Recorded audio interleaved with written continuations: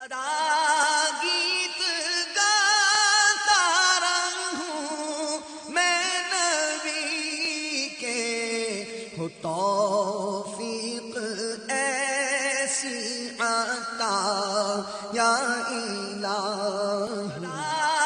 गीत गाता रहूं मैं नबी के, हो तौफीक आता या इलाही। इस भैंसे में अमीर अहले सुन्नत दामत बरकातुहुल आलिया ने सैयदुना इमाम गज़ाली, सैयदुना अबू तालिब मक्की, सैयदुना अब्दुल वहाब जीलानी, सैयदुना मोहम्मद शाह दूल्हा और अमीर अहले सुन्नत दामत बरकातुहुल आलिया के मरहूम मामू जान नूर मोहम्मद, आपकी नानी जान हलीमा, आपके दादा जान बावा, इन सब की तरफ से अल्हम्दुलिल्लाह इस भैंसे में हिस्सों की तरकीब बनाई है। ये जो आपने इमाम गज़ाली और एक और बुज़ुर्ग अबू तालिब मक्की, हज़रत अबू तालिब मक्की, ये कौन हैं, इनके बारे में ज़रा। इमाम गज़ाली तो मशहूर, बहुत मशहूर है। अलबत्ता हज़रत सैयदना शेख अबू तालिबुल मक्की अलैहि रहमतुल्लाह अल कवी, ये आला हज़रत इनके बारे में फरमाते हैं कि हम इनको मुजतहिद मानते हैं। सुभान, मुजतहिद थे और इस उम्मत में 100 से कुछ ज़ायद मुजतहिद हुए। ये आलिम का सबसे यानी कि उम्मत में आला दर्जा है, बहुत बड़ा दर्जा है। और सब के सब मुजतहिद औलिया किराम थे। तो इन्होंने तसव्वुफ पर गालिबन सबसे पहली किताब लिखी, क़ूतुल क़ुलूब। इमाम गज़ाली अलैहि रहमतुल्लाह वाली ने भी उसी क़ूतुल क़ुलूब से इस्तिफ़ादा हासिल किया और फिर इह्या उल उलूम वगैरह आपने तहरीर फरमाई।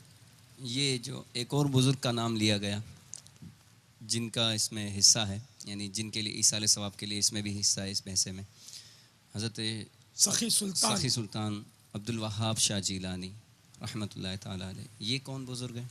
ये हैदराबाद में आपका मज़ार फ़ाइज़ुल अनवार है। तो मैंने वो नाम लिख रहा था तो मुझे एकदम इनका नाम जहन में आया, ऐसे आ गया तो मैंने तहरीर कर दिया। माशाअल्लाह। एक और बुज़ुर्ग थे, उनसे भी आपको बहुत अकीदत है, हज़रत दूल्हा शाह सब्ज़वारी रहमतुल्लाह ताला अलैह। ये कहाँ, इनका मज़ार कहाँ? खारादर बाबुल मदीना। बार हाँ हाज़िरी दी है। पहले तो मेरा मामूल था कि सफ़र पर जाते और वापसी में वो हाज़िरी देता था। अब इसकी नीचे की टांग बांधी है, वो ये ऊपर की नहीं नीचे की, ताकि ये ऊपर की आज़ादी से हिला सके। तो जब ये आज़ादी से एक टांग खुली रखने में हिकमत ये समझ में आती है कि वो खूब हिलाए, ताकि वो सारी पंपिंग के ज़रिए उसका खून जो है कटे हुए गले से खारिज हो जाए। वरना खून अगर अंदर रह जाता है तो वो, अब साइंसदान भी तस्लीम करते हैं कि नुकसान करता है खाने वाले के लिए। इसमें फुल यूरिक एसिड होता है खून में। वो चारों टांगे बांधने में ये कमा हक को तड़प नहीं पाता, और इसको दबोच कर रखने की भी ज़रूरत नहीं होती, इसको तड़पने दिया जाए। तड़पने में हिकमत ये कि ये तड़पे और इसका खून खारिज हो जाए बदन से, वरना तो बेहोश करके काटते तो तड़पता ही नहीं। तो तड़पाने में हिकमत है, इसको तड़पाना ज़रूरी है।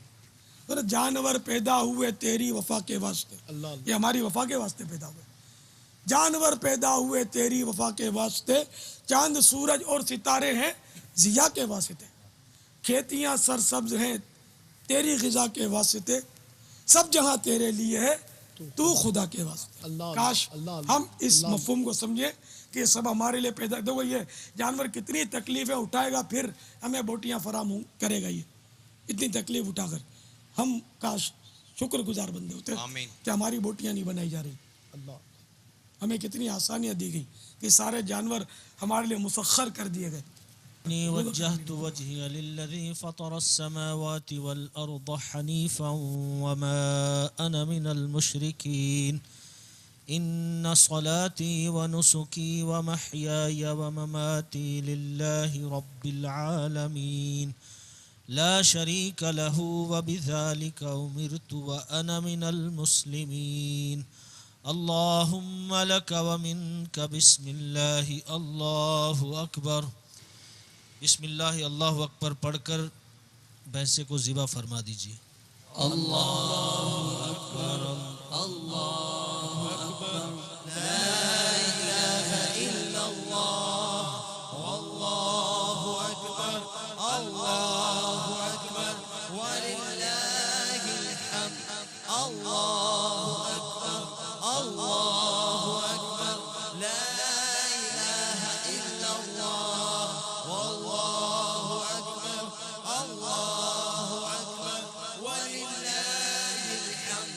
अल्लाहुम्मा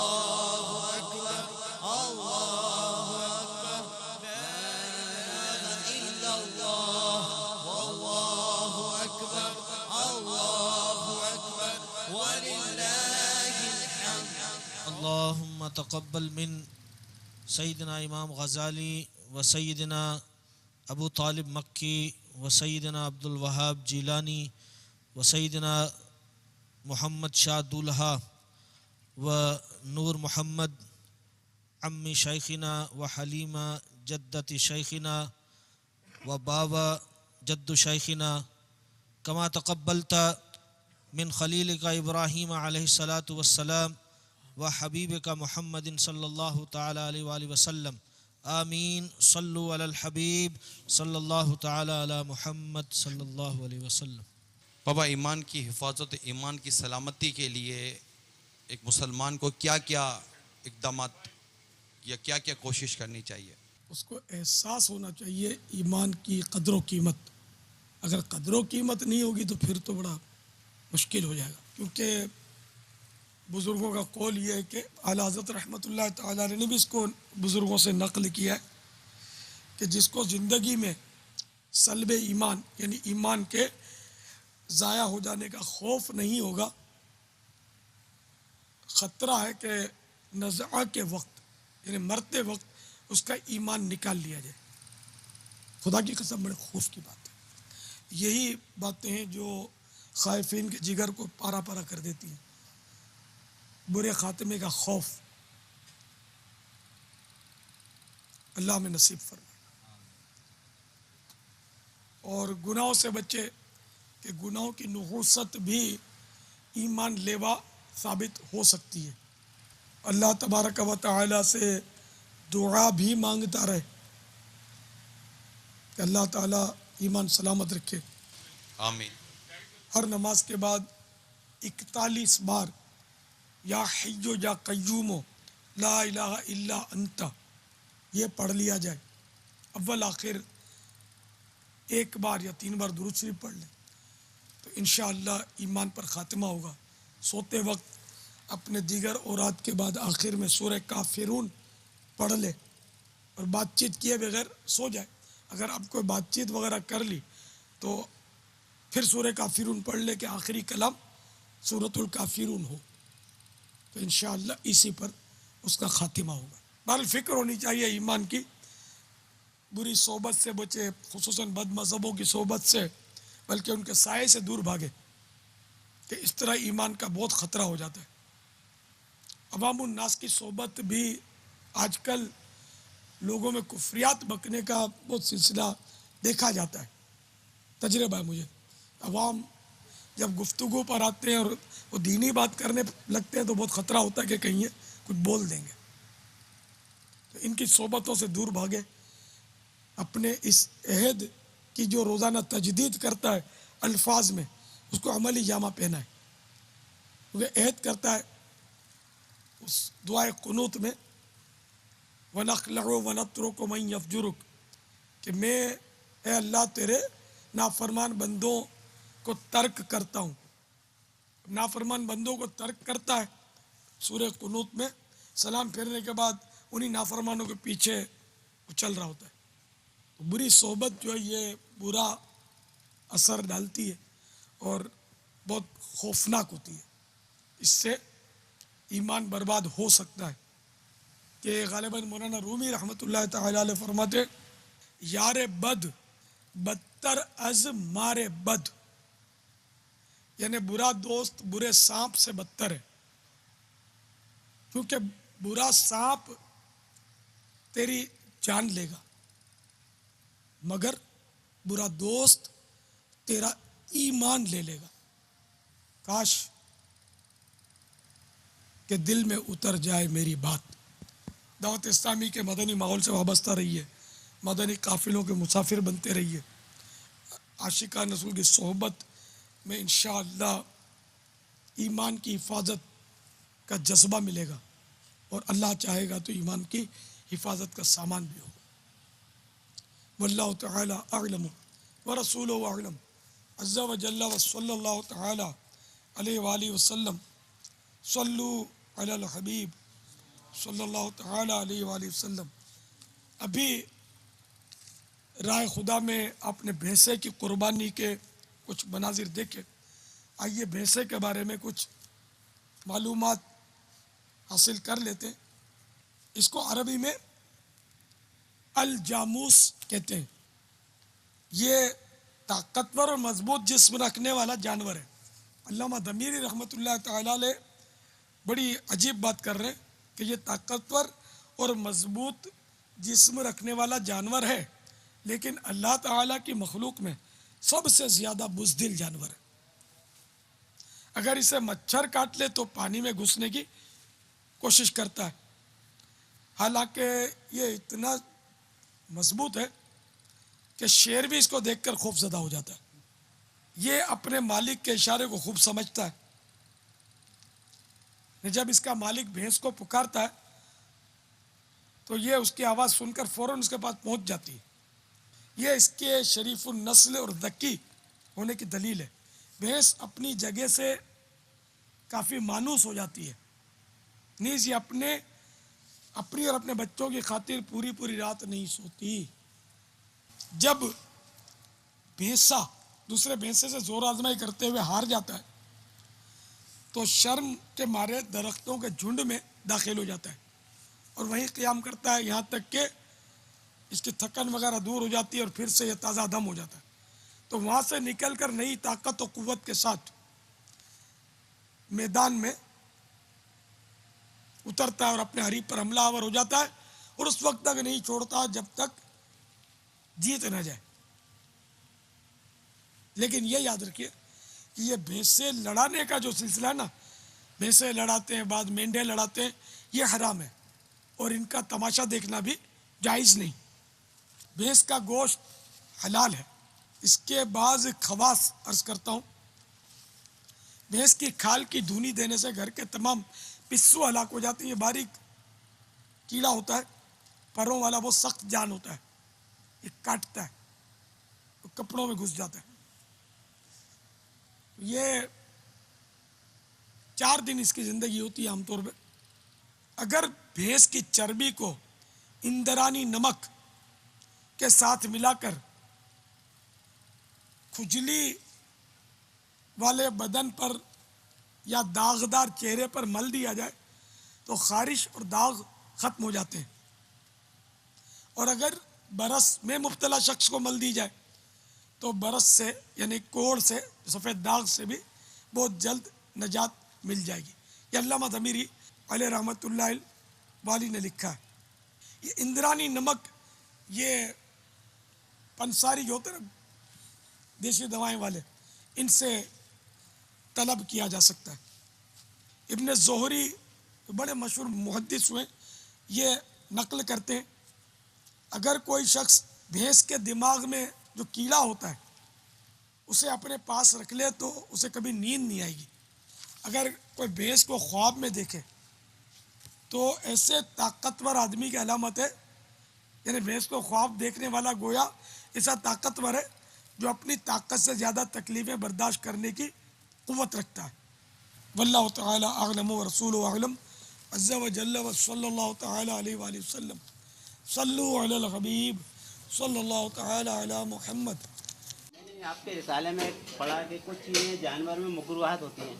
मुझे कुछ याद रहा तो मैंने वो बोझ बनाते वक्त उसको हटा दिया, जैसा कि इसमें ये मौजूद है। और इसके अलावा मुझे समझ में नहीं आ रही और क्या क्या चीज़ें, जैसे यहाँ पे ये पेशाबदानी वगैरह, इसको मशाना भी कहते हैं। तो ये पट्टे वगैरह भी मैंने हटा दिए, बोझ बना दिए, छोटे बड़े स्टील के वगैरह भी हटा दी। और ये हराम मगज भी है, दूध भी है, और मेरी समझ में नहीं आ रहा। मसाना इसको बोलते हैं, फुकना भी बोलते हैं, मसाना भी बोलते हैं, पेशाब की थैली। इसका खाना जायज़ नहीं है।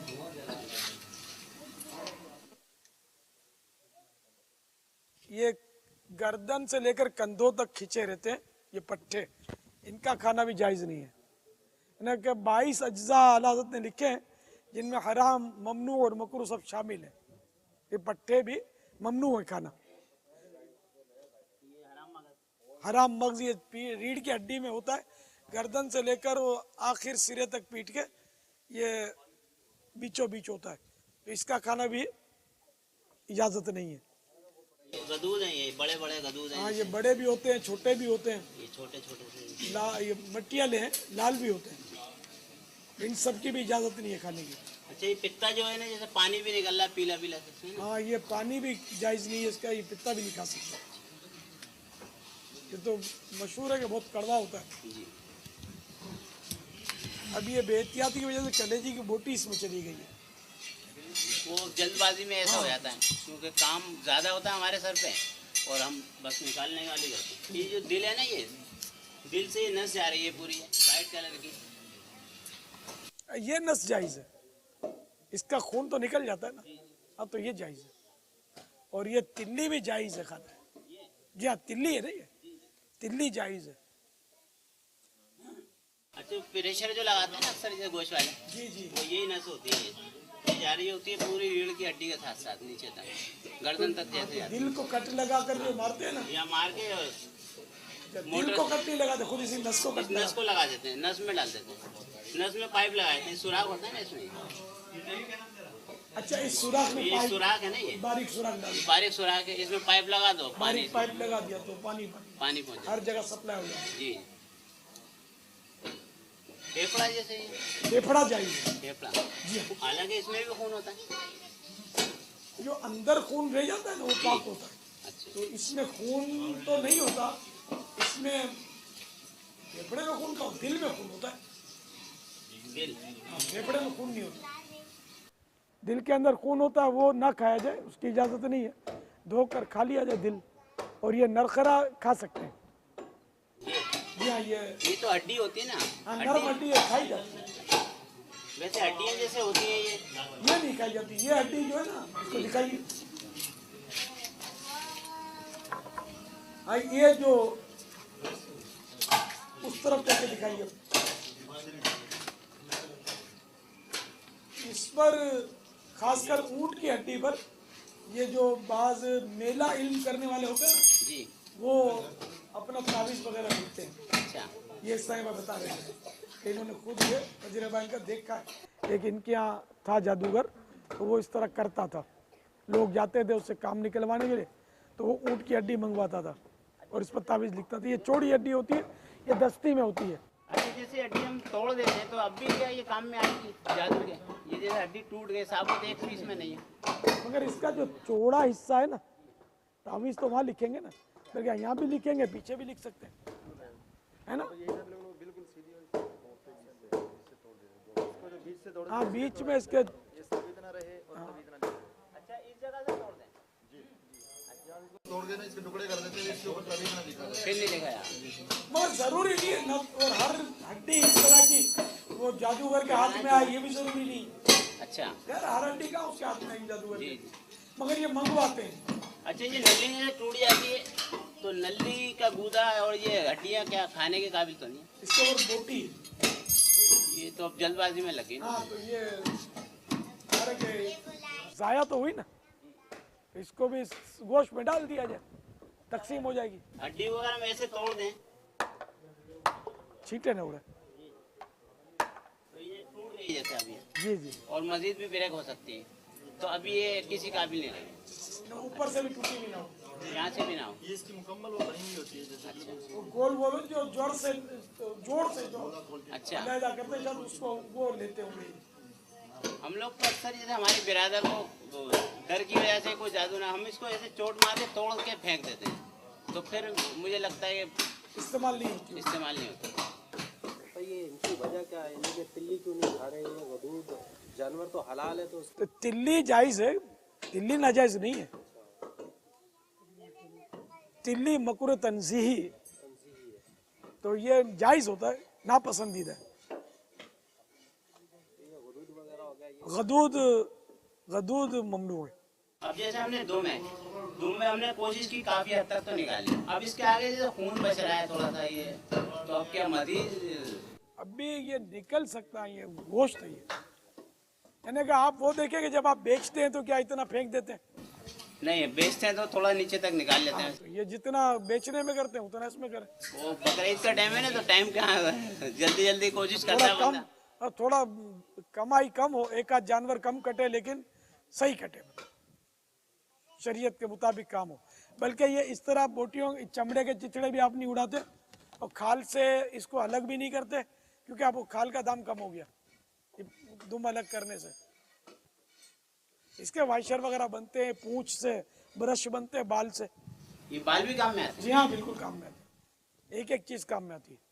तो ये पूंछ काट लेने से खाल का दाम कम हो गया, बुरी आप जाया हो जाएगी, फेंक दी जाएगी, और इसमें आधा पाव गोश्त चला जाएगा। जो बिल्कुल आखिर तक वो निकालते हैं बारीक पूंछ का गोश्त, और इसको हड्डी के तौर पे वजन में चलाते हैं, और देखा जाए तो बड़ी टेस्टी होती है। इसके गोश्त में मामूली सा मिठास होता है, पूंछ के गोश्त में बहुत अच्छी होती है। अक्सर लोग ऐसा खरीदने आते हैं दुम का गोश्त, अलग से भी गोश्त खरीदते मुझे खुद बहुत पसंद है ये पूंछ का गोश्त, हैं। तजर्बा मुझे बहुत, मैंने कहा ना गोश्त इसका मीठा होता है, बहुत अच्छा होता है, सही पक जाए तो। और ये जो नीचे की है ना, तो चबाई जाती है, चबने में भी काम आती है, तो ये वजन से मिलती है। ये चर्बी तो आमतौर पर हम फेंक देते हैं, इसके साथ लगी हुई होती है ना ये ये। चर्बी जितनी निकाल सके ना, बहुत सारी चर्बी है। अब इसमें ऐसा नहीं, जब अंदर पानी पेशाब से ऐसा भरा हुआ है, तो हम इसको ये कहीं नापाक नहीं होगी, हम इसको फेंक देते हैं। नहीं, आप अपने जानवर की बेचने वाले की तो नहीं फेंकते होंगे, ये एक सेर चर्बी है 1 किलो। क्या करते हैं आमतौर पे, तो इस चर्बी हटा के इसको साबुन वगैरह बनाते हैं ना, घी वगैरह बनाकर उनको बेच देते हैं। जी हाँ, मैं समझता हूँ, तो इसलिए ये इतनी सारी चर्बी फेंकना तो, फिर भी हम गोश्त में नहीं बेचते दुकान पर। हाँ ठीक है, लेकिन वो इसको निकाल कर फेंकना नहीं चाहिए। ये मसाने के साथ इतनी सारी चर्बी ना फेंकी जाए, मसाना जितनी चर्बी अलग हो सके उसको इस्तेमाल कर लिया जाए, क्योंकि ये नापाक नहीं होती। पेशाब तो उसकी तो बाकायदा नाली लगी होती है, और अतराफ में चर्बी है ना, तो अतराफ की चर्बी नापाक नहीं होगी। जैसे कि दूध और गोबर की नालियां साथ साथ चल रही होती हैं, और ये अल्लाह ताला की कुदरत का शाहकार है कि दूध बिल्कुल साफ सुथरा आता है, उसमें से गोबर की आमेजिश नहीं होती। ये तो मिसाल दी गई है कुरान करीम में कि अल्लाह ताला देखो किस तरह वो सुथरा दूध आपको देता है। इस तरह पेशाब की नाली साथ है इसकी, ये चर्बी सुथरी है, इसको खाया जा सकता है, हलाल है।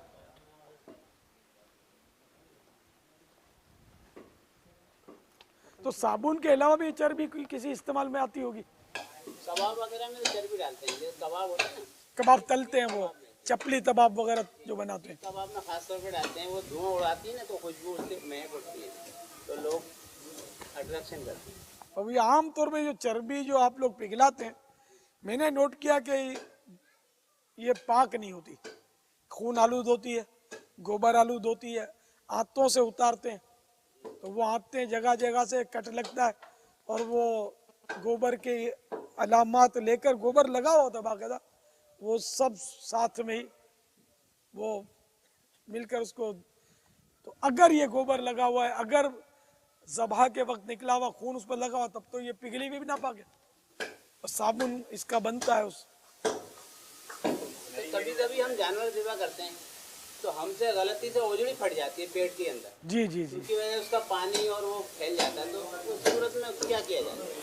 धो लिया जाए। सिर्फ धो दिया जाए। हाँ, गोश्त तो खाया जाएगा, धो दिया जाए, मगर ये आप लोगों का बहुत मायूब समझा जाता है कि अगर कट लग गया तो वो दूसरे हंसेंगे, वो खौफजदा हो जाता होगा जिसका कट लग जाए, क्या बोलेंगे देखो ये नाड़ी इसने फाड़ दी उजड़ी। और ज़बा के वक्त निकला हुआ खून भी हराम है खाना, कपूरे खाना भी जायज़ नहीं है, ओजड़ी खाना भी बकरूह तहरीमी है, ओजड़ी वो रखी हुई। इसी तरह रगों में जो खून रह जाता है वो भी खाने की इजाज़त नहीं है, आंखें साफ करके खाई जाती है। आंतें नहीं खा सकते, तो उसमें गलाजत भरी होती है ना। इस तरह कलेजी में जो खून होता है वो भी खाने की इजाज़त नहीं है। बाबा आपने फरमाया कलेजी में जो खून रह जाता है वो भी खाना जायज़ नहीं है। जी जी, कलेजी दरअसल खुद खून है। हदीस पाक में फरमाया कि हमारे लिए 2 मुर्दे और 2 खून हलाल है। 2 मुर्दे टिड्डी और मछली, और 2 खून कलेजी और तिल्ली। तो ये कपूरा खाना जायज़ नहीं है। हालांकि इसमें गोश्त का भी निकलता है, ये कट कट भिजता है, कटाकट बिकता है होटलों में, पका के बेचते हैं, लोग शौक से खाते हैं, ओजड़ी शौक से खाते हैं। हालांकि वो भी कलेजी के साथ जैसे लिबलोबा लगा हुआ होता है, ये लिब्बा भी कहते हैं हम लोग। हाँ, लिब्बा जायज है। अच्छा, ये इसका जो पित्ता है ना वो जायज है। ये होता है, ये तो हम हटा देते हैं ना आमतौर पर। पित्ता तो निकाल दिया इसमें ना। ये अभी इसमें तो लगा हुआ है, अच्छा, चर्बी से ढका हुआ। चर्बी से ढका हुआ है ये। जी जी, मगर पित्ता निकालते हुए एहतियात करनी चाहिए, कलेजी का कोई टुकड़ा उसमें जाया ना हो जाए, तो क़यामत के दिन भी हिसाब भारी पड़ जाएगा। बाबा, तो कलेजी के अंदर रह जाने वाले खून से मुराद कौन सा खून है? तो गर्दन के अंदर से जो ये भी काली रगें निकलती हैं। हाँ, वो जो खून की रगें तो दिमाग में बहुत होती है, सब निकाल नहीं पाए। तो इसका कलेजी का खून अगर निकाल सकते हैं आप, अंदर में खून होता है,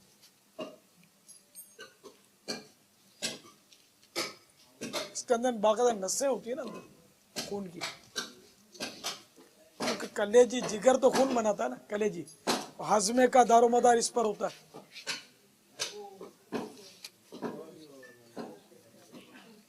ये हकीम लोगों के पास जाओगे ना, हाजमा खराब है तो अक्सर बोलेंगे आपका जिगर खराब है। ये खून निकल रहा है। हाँ, ये खून निकल रहा है अंदर से। काटते हैं तो रगें कटती है ना, इसकी नसें जड़ों में फैली हुई नसें, तो बोटियों को अच्छी तरह निचोड़ कर धोना चाहिए। अच्छा, कलेजी में बारीक बारीक नसें होती हैं, ये तो खाई जा सकती है। हम अगर खून नहीं खाया जा सकता, इसका निकालना बहुत मुश्किल है। जैसे वो अब ये बड़ी वाली नसें, ये तो कलेजी के साथ ही होती है। नस खाना जायज है इसकी, जबकि खून निकल जाए। खून खाना, जैसे हम ये ऐसा डालते हैं तो ये नस रह जाती है। अच्छा, ये बारीक पट्टा है, जैसे ये बारीक सा पट्टा है, ये तो सही है। तो ये वैसे भी चबाया भी नहीं जाएगा। हाँ। ये गलता नहीं है, पकने के बाद पीला हो जाता है और वो टाइट हो जाता है। ये जो है, इसको जितना भी पकाओ ना, ये पट्टा ये पकेगा नहीं, इसको खाना खा ही नहीं सकता, पकेगा ही नहीं, गलेगा नहीं। ये भी आमतौर पे गलते नहीं है। ये कोम को खिलाते हैं, नहीं, ये कोम को खिलाते हैं। कोम तो खाने की चीजें फेंक देती है, ये खिलाते कीमे में डाल के। कीमे के अंदर ये पर्दों में, पेट के पर्दे में ये होता है इस तरह का, तो सारा वो मशीन में वो निकाल के वो पता ही नहीं चलता, मिक्स हो जाता है। मैंने आज बाबा बोटियों के ऊपर देखी है ये, और वो बोटी समेत लोग जो है ना, ये दावतों में खा जाते होंगे हिर्स की वजह से, कि जुदा कर नहीं सकते जल्दी, कि मैं रह जाऊंगा जुदा करूंगा तो। लेकिन इसको कोई हराम का कोई जुजिया या ममनू का जुजिया इसमें लिखा नहीं है। मगर जब हजम मतलब गिरता नहीं है तो अंदर क्या करेगा? अंदर जाकर ये निकल आता होगा ना हाँ, वापस। मगर इसको हराम या नाजायज नहीं बोल सकते, तो जुजिया नहीं पड़ा। जब बापू जैसे बकरे की रोजड़ी होती है, उसके जो काला काला जो अंदर का साइड होता है, हम उसमें क्या करते हैं, चूना लगाते हैं पहले, और उसके बाद चंद मिनट छोड़ने के बाद जब उसको धोते हैं तो बिल्कुल साफ, जैसा लगता है जैसे फार्म का अंडा, बिल्कुल चमक जाती है, बहुत साफ हो जाती है। अब साफ करने के बाद तो खाई जा सकती है ना, क्यों? अब उसमें कुछ है नहीं गंदगी, तो अब क्या हो, अब तो साफ होगी ना बिल्कुल। तो अगर गंदगी खाने का होता तो हराम होता ना, गोबर तो वो खाता नहीं है ना। इसको धोकर पाक कर कर खाना मकरूह तहरीमी है। अब जैसे हम बट होती है, हम बट की भी दोनों तरफ की झिल्ली उतार देते हैं, बीच में बिल्कुल साफ बिल्कुल निकल आता है। सफेद बोटी निकलती जी है। हाँ, फिर हम उसको क्या करते हैं, उस सफेद बोटी को भी पहले उबालते हैं, और मजीद कुछ गंदगी नजर आती है, फिर उसको भी हटा देते हैं। अब तो उस सूरत में बिल्कुल साफ हो गई, जबरदस्त किस्म की। मैंने गोबर वाली बट देखी है बेचने वालों के यहाँ, ये लगा होता है गोबर उसका। तो अब जो घर पे पकाते हैं ना, वो तो अपने हाथ से साफ करके हाँ, पकाते वो आप तो माहिरीन में से है ना। हमारे यहाँ जो बेचने वाले होते हैं वो थोड़ी ऐसी एहतियात करते हैं, गोबर लगा हुआ होता है, वो तो गोबर की निशानात लगे होते हैं। अच्छा, वो खाई जा सकती है ना, जैसे हम बिल्कुल साफ कर लें और धो लें, इतना चमका लें। फतावा अमजदिया में लिखा है कि बट का जब सवाल किया गया तो आपने जवाब दिया कि इसके बारे में कोई जुजिया फिक़्ह की किताबों में मुझे कोई इसका अभी तक जुजिया मैंने पढ़ा नहीं है, तो इसलिए इन्होंने इसका जवाब नहीं दिया। हलाल भी नहीं बोला, हराम भी नहीं बोला, जवाब नहीं दिया कि मुझे मालूम नहीं है। अब जैसे भट है, अभी तो हम इतनी तादाद में बेचते हैं, हमारे तो हजारों नहीं बल्कि सालाना तो लाखों रुपए हमारे बच जाते हैं। अगर हम इसको ऐसे फेंक दें तो हमारा बहुत नुकसान होगा। तो नफे हम में इसको नुकसान साफ करके बेच देते हैं, पैसे भी मतलब मिलते हैं, हाथों के भी पैसे मिलते हैं, हाथों को भी हम साफ करके और बेच देते हैं। अच्छा, ये बड़े की आंतें चर्बियां निकाल के भी बिक जाती है? हाँ, हम क्या करते हैं, जो आंतें होती है ना उसको अंदर से भी धो देते हैं, अंदर से, और बाद में हवा भर के ना वो बारे की तरह फुला देते हैं उसको। उसके बाद हम क्या करते हैं, उसके अंदर ना जो लोग कीमा बेचते हैं ना या एक्सपोर्ट करते हैं कीमे को, वो उसमें कीमा भर के दोनों तरफ से धागा बांध के एक्सपोर्ट करते हैं, उसमें सेफ हो जाता है थोड़ा कीमा। और फिर उसी को इस तरीके से जैसे वो आंतें भी काम में आ रही है, तो हमारे तो बहुत पैसे बनते हैं। तो आंतें कीमा आप भरते हैं, वो भरते हैं? वो लोग भरते हैं एक्सपोर्टर, हम तो उनको साफ करके उनको दे देते हैं। अच्छा, किलो के हिसाब से बिकती होगी? हाँ, आदत के हिसाब से देते हैं। एक आंत के क्या कीमत? जैसे आज के जो ना एक बकरी की पूरी आंत तकरीबन 100 रुपए की जा रही है। इसी तरह साफ करके? नहीं, हम तो ऐसे ही दे रहे हैं, वो खुद साफ करेंगे, अब मजीद खर्चा वो खुद करेंगे। अच्छा, आप साबित आंत वो गलाजत समय उठा के दे देते अगला हैं? समय ऐसे देते हैं, 100 रुपए हमारे बन जाते हैं। और बड़े की आंत नहीं बिकती? बड़े की आंत भी है ना, कमेले में जो साफ करते हैं ना तब बिकती है ओ, वो, ऐसे नहीं बिकती। हाँ, वो धो के मतलब बिकती है। फिर तो ज्यादा रकम आती होगी, बड़ी होती हो तो? हाँ, उसमें काफी पैसे 200-300 रुपए आते होंगे जी। इसी तरीके से हम बटवा भी बेच देते हैं, बटवा नहीं होता? हाँ, वो ओजड़ी के साथ जो लगा हुआ होता है, जी, गोल गोल से बटवा होता है। हम इसको सतपुरा बोलते हैं हमारी मेमनी में, सतपुरा। अच्छा, वो तो बाहर जा रहा है ना आजकल, बहुत पैसे बन रहे हैं उसके, गैर ममालिक में जाता है, वो बटवा होता है। बाहर तो ओजड़ी भी खाई जाती है। बटवा बेचना हमारे लिए तो सही है ना, हमने तो धोया और बेच दिया, हमने खाया कब? उससे हमारी आमदनी हुई, वरना नुकसान बहुत होगा। हम क्या करें? नुकसान नहीं होता, बस वो नफा रुक जाता है थोड़ा। ये चर्बी गई इसके साथ, सालाना तो हजारों नहीं लाखों रुपए बनते हैं ना हमारे। ये 1000 रुपए की चर्बी होगी इसमें यार। अभी हम चर्बी निकालेंगे तो ठीक। अच्छा, अगर हम इसको चर्बी ऐसे फेंक देते हैं, हाथों को, ओजड़ी को, अब वो थोड़ी बहुत चर्बी भी लगी हुई होती है। थोड़ी बहुत नहीं है ना, ये तो पूरी पछेरी है यार इसकी। नहीं, ये तो अभी हम निकाल लेंगे, सब निकाल लेंगे। और जितनी निकाल सके। देखो, ये होना चाहिए कि अपना जाती जानवर हो तो क्या करते आप? वो तो हम निकाल लेते हैं। हाँ, बस तो वही। हाँ, मैं ये नहीं कहूँगा कि हाथों में से भी निकाल दें, कि हाथों में से निकाल कर देने का उर्फ नहीं है, गोश्त फरोश निकाल के देते नहीं है। जो हाथों के बीचों बीच है वो तो अपने समझे, जितना निकल सके दयानतदारी से आदमी आसानी से वो निकाल ले, ये मुश्किल नहीं होती, ये फटाफट निकल जाती है। अब जैसे बकरीद का टाइम है, तो हम ये सोचते हैं हम इन हाथों को जो थोड़ी बहुत चर्बी लगी हम इसे फेंकेंगे, तो आमतौर पर हमारे यहाँ तो गैर मुस्लिम उठा कर ले जाते हैं, तो हम सोचते हैं इसे हम खुद ही ले जाएं। ये मिक्स होते हैं, गैर मुस्लिम भी उठाते हैं, मुस्लिम भी उठाते हैं। अगर पता है कि ये मुसलमान है तो उसको बुला के दे देना चाहिए, ताकि ये चर्बी निकाले। अगर हमने सारे दिन जानवर भी ज़िबा किए, इतनी मेहनत की, तो उसके बाद अगर हम खुद ही जो ले जाएं दूसरे को उठा कर, नहीं तो मुफ्त थोड़ी आपने मेहनत की है भाई, उजरत भी तो लेते हैं ना आप लोग, आमतौर पर तो और हमारे उजरत भी ऐसे ही लेते हैं। एक चीज़ है, मुफ्त में फेंकनी है, अब फेंकने से बेहतर है हम खुद ही जो ले जाएं इसको। फेंकने से तो अच्छा है ना कि हो सकता है गैर मुस्लिम ही ले जाए, इससे तो अगर हमारे काम में आ रही है ना मुसलमान। जिस जो जानवर का मालिक है वो फेंक देता है तो बेशक कोई भी उठा जाए, चाहे आप उठा जाए, या वो आपको बोलता है इसको फेंक दो, तो फिर आप भले अपनी टोकरी में फेंक दें इसको। अच्छा, अगर मालिक कुछ कहते नहीं है, जैसे ले जाओ या ना ले जाओ, तो हम उस सूरत में भी उठा कर ले जाते हैं ना। हम तो आमतौर पर ले ही जाते हैं, पूछने की जहमत ही हमारा नहीं करते, हम तो सोचते हैं कि हमने निकाली, इतनी मेहनत की, इससे दूसरा ले जाओ। वो छिछड़े निकालते, छिछड़े में वो लंबा हाथ मारते हैं, और चर्बियाँ साथ में छिछड़े वो फेंकने के लिए जमा करते हैं, फिर वो मालिक पर एहसान करते हैं कि मैं ये छिछड़े वगैरह ले जाता हूँ, जैसे सफाई में उसको वो समझेगा आसानी है। तो अब अगर मकसूद धोखा देना है और उसकी जहालत का फायदा उठाना है, तो ये तो जायज नहीं हुआ ना।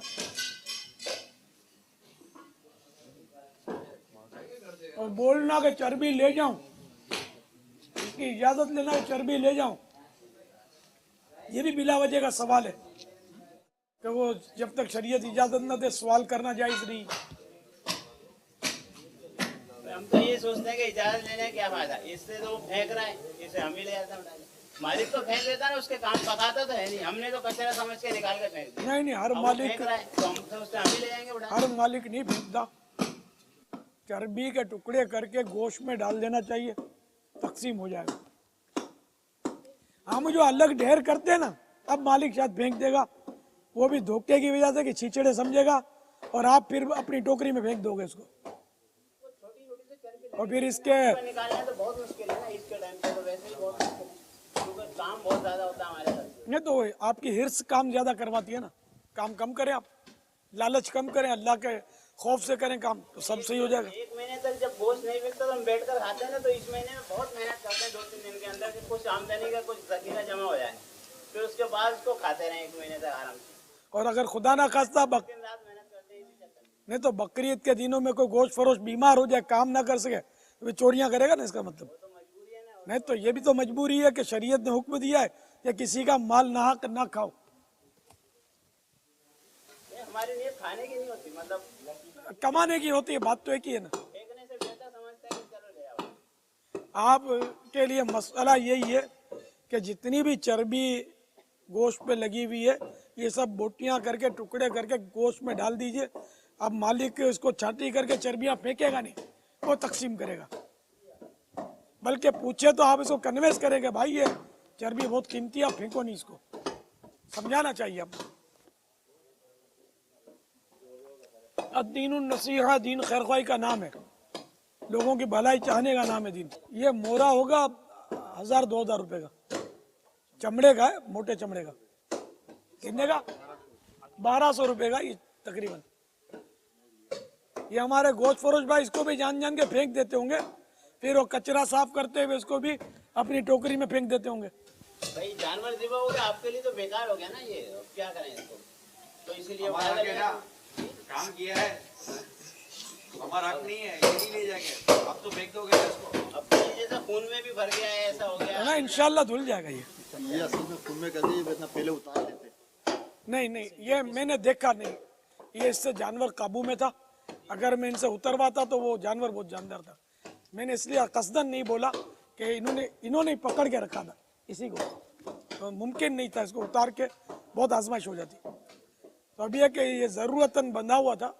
अब इसको फेंकना तो नाजायज़ है क्योंकि ये माल है, और इसको धोकर पाक करके फिर बेशक किसी को तोहफे में दे दे, गोश्त फरोश को ही, या अगर मालिक चाहे ना तो ये गोश्त फरोश को दे सकता है तोहफे में, चर्बियाँ भी दे सकता है, पूरा जानवर उठा के दे सकता है कि ले जाओ तुम, जबकि वो उजरत भी जेब से दे।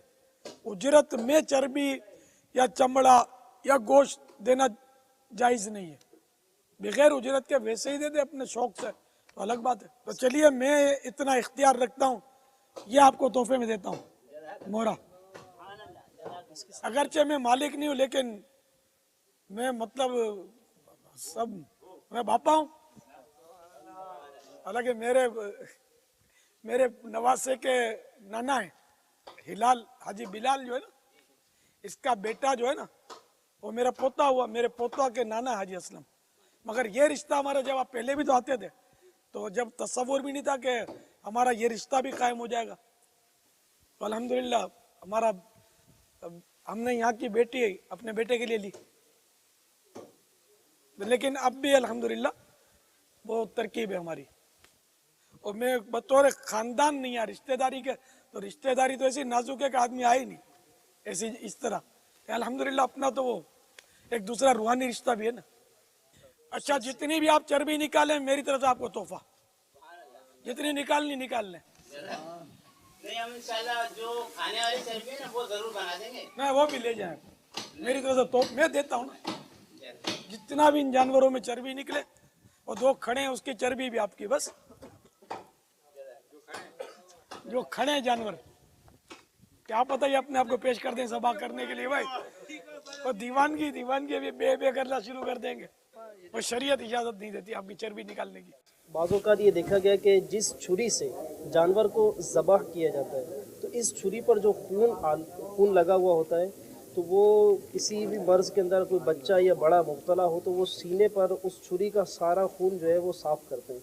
आज ही मैंने एक मुशाहिदा किया, करीब हमारे मोहल्ले में एक बच्ची ऐसी जिसके वालिद ने कई मरतबा जिक्र किया कि ये बीमार रहती है, तो वो जानवर को ज़बह करने के बाद जिस शख्स ने जानवर ज़बह किया उसने वो छुरी से सारा खून उसके सीने पर, सीने को खून से आलूदा किया। इसके बाद उसके अपने जो हाथ पर खून लगा हुआ था, तो वो सारा जो है उसके सीने पर उस बच्ची के उसने वो अपने खून आलूदा हाथ को साफ़ किया। तो क्या ऐसा करने से भी कोई अमराज या मर्ज़ के दूर होने का है कि मतलब ऐसा करने से मर्ज़ दूर हो जाएगा या बीमारी नहीं लगेगी? मसला वही है कि पाक चीज़ को बिला इजाज़त शरई नापाक करना ये हराम है। तो अब ये खून जो ज़बाशुदा निकला ज़बा के वक्त, अब छुरी में भी खून जो लगा तेरे ज़बा के बाद निकला हुआ ये खून है और ये नापाक है। तो अब इन्होंने पाक चीज पाक जिस्म को या कपड़ों को नापाक किया ना। जब जिस्म पर लगाया तो देखा कि कपड़े पर भी जो है वो खून हाँ जाहिर है, लगा। चल अवाम इसको नापाक नहीं समझते। बहुत पुरानी बात है, एक बार मैंने छुरी खरीदने गया था, तो वो छुरी पर कुछ समीउल्लाह या ऐसा कुछ खुदाई किया हुआ नाम था। वो छुरी वाले को मैंने बोला कि ये तो वो इस पे तो ये लिखा हुआ अल्लाह का नाम, और इसको अगर ज़बा करेंगे तो खून आलूद हो जाएगी, खून लग जाएगा नापाक। नहीं नहीं नहीं, कोई मसला नहीं है, तो कुर्बानी है, यूँ इस तरह वो अपना इज्तिहाद बेचारे करने लगे वो साहब। अब मैंने बोला अभी इसको छेड़ तो दिया मैंने कहा यार ऐसे भी तो होता होगा कि बाद में इसको ओजड़ी भी फाड़ देते होंगे। तो बोला हाँ ये सही आप कह रहे हैं, वो ओजड़ी समझ में आ गई उसके। ये जो बेहता खून जो ज़बा के वक्त निकला हराम कतई। जी हाँ बाबा, मैंने कमेले के अंदर देखा कि एक शख्स ने अपने बच्चे को लाया, छोटा सा बच्चा था।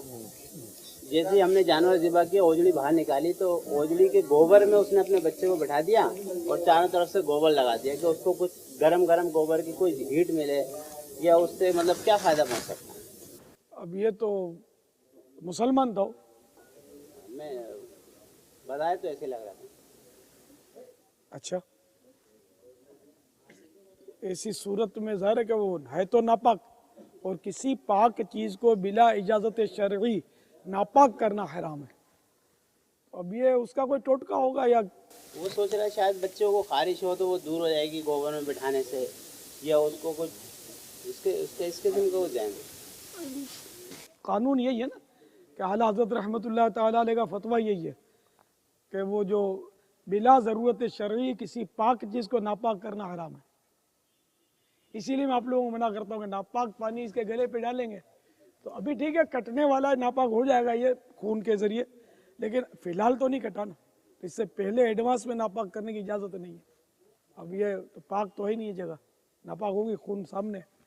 इतना पानी बहाना पड़ेगा कि यहाँ जहाँ गिराना वहाँ कम से कम बिल्कुल खून का असर ना रहे। इसमें 3 बार का नहीं है, चाहे 1 बार चाहे 10 बार, बस ये खून बिल्कुल नज़र ना आए। हमारे ज़िबा खाने के अंदर अक्सर ऐसा होता है कि वहाँ जो टंकी होती है ना हमारे यहाँ पानी भरने की, तो हम बाल्टी को फर्श पे रखते हैं और जब हमें ज़रूरत होती है उसी बाल्टी को उठाकर दोबारा टंकी में डाल देते हैं और फिर उसी पानी को गोश्त पे डाल देते हैं। अच्छा, फिर जब ज़रूरत बाल्टी खाली हुई फिर उठा के हमने उसमें डाल दी। खून आलूद बाल्टी और टंकियों में डालते हम बार बार टंकियों में डालते रहते, सारा पानी नापाक हो गया। गोश्त पर डालते रहते हैं। टंकियाँ ये जो छोटी छोटी ड्रम टाइप की होती हैं, जी इतनी बड़ी बड़ी टंकियाँ होती हैं। हाँ हाँ, ओहो। तो मैंने तो क्योंकि मेरी भी गोश्त की दुकान है जी जी, मैंने जिससे मैं ज़िबा करवाता हूँ, मैं तो झगड़ा हो गया। मैंने भाई आज के बाद मेरे को माल पर डाली नहीं। कहना अच्छा भाई ठीक है, तुम्हारा तो पानी में नल से भर के ला दूंगा, मगर वही बाल्टी होगी, बाल्टी वही होगी। तो बात तो एक ही होगी ना, तो बाल्टी तो नापाक होगी ना, जो कि वो उसी में डुबिंग कर रहा है। इसके लिए तो आप अपनी अलग बाल्टी रखें। दो बेटा सीधे हाथ से, मुझे देखकर याद आ गया, आपको पकड़ लिया सीधे हाथ से। सीधे हाथ से खाना पीना लेना देना सुन्नत, क्योंकि उल्टे हाथ से खाना पीना लेना देना शैतान का तरीका है। हम स्लटर हाउस में ऐसा ही होता है। इन्ना लिल्लाहि नहीं, गवर्नमेंट का है वो स्लटर हाउस। गवर्नमेंट का हो प्राइवेट हो, मसाइल तो किसी को पता नहीं है, ना इतनी फुर्सत होती है, तो इस पर गिराने का क्या करेंगे, है तो नापाक ये। हमने तो पानी से फिलहाल धो दिया है। नहीं, ये खून ये सुर्खी महसूस हो रही है, 2-4 बाल्टियां और इस पे जाए ना,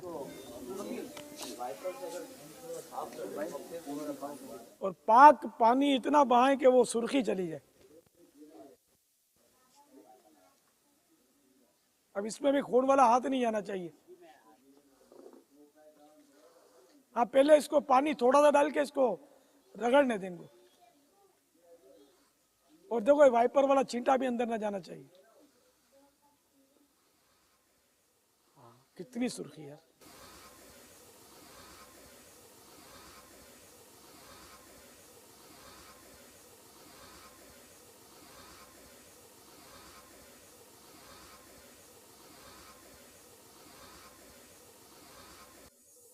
एक सींग अगर टूट जाए बकरे का तो क्या हुक्म होगा, कुर्बानी होगी या नहीं होगी? तो रात में मदनी चैन पर जमी मदनी मौलाना जब जी फरमाया था कि अगर एक सींग टूट जाए तो इससे कुर्बानी नहीं होगी, उसकी हाजी बतानी होगी। अगर एक सींग जड़ से टूट जाए, जड़ से, हाँ टूटा हो, जड़ के अंदर तक टूटा हुआ हो ना, ऊपर से टूटा हो तो मकरू। अच्छा बापा, ये जड़ से टूटने का क्या मतलब है? जड़ से ये लोग उखेड़ते हैं, और वो हम गए थे ना जहाँ, तो वहाँ एक लड़का था, मतलब इसका बताया कि ये माहिर है सींगों का, है ना। वो खुद वो अब्दुल जब्बार भाई जो इसके मालिक थे, तो वो बता रहे थे कि हम लोग तो मतलब ये ना झुरझुरी आ जाए, उसको इतनी तकलीफ होती है जानवर को। हम लोग आदी हो गए लेकिन आम आदमी इसको देख नहीं सकता। और एक ले आए थे जानवर जिसके सींग जड़ से उखड़े हुए थे और भर गया था, वो तो पूछ रहे थे कि कुर्बानी के काबिल है कि नहीं। तो वो जख्म इसके भर गए थे और गोश्त आ गया थोड़ा थोड़ा, तो हाँ, तो वो उसकी कुर्बानी हो जाएगी कि उसका ऐब बाकी नहीं रहा, क्योंकि वो खोपड़ी तक वो उखड़ता है।